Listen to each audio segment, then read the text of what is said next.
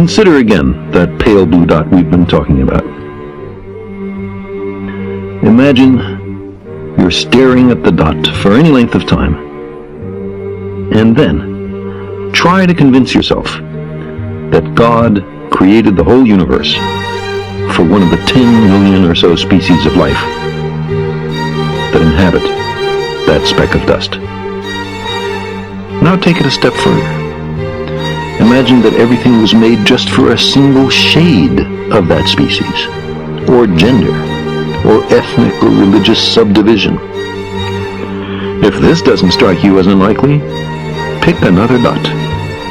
Imagine it to be inhabited by a different form of intelligent life. They too cherish the notion of a God who has created everything for their benefit. How seriously do you take their claim? And if the lights in the sky rise and set around us, isn't it evident that we're at the center of the universe? Aristotle, Plato, St. Augustine, St. Thomas Aquinas, and almost all the great philosophers and scientists of all cultures over the 3,000 years ending in the 17th century bought into this delusion. The immense distances to the stars and the galaxies mean that we see everything in space in the past. Some as they were before the Earth came to be. Telescopes are time machines.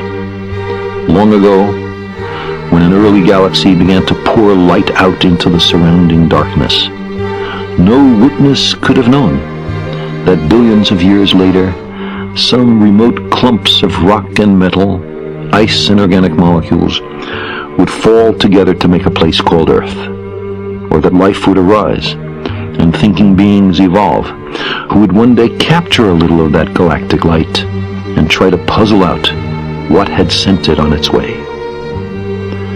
And after the Earth dies some 5 billion years from now, after it is burned to a crisp or even swallowed by the sun, there will be other worlds and stars and galaxies coming into being, and they will know nothing of a place once called Earth.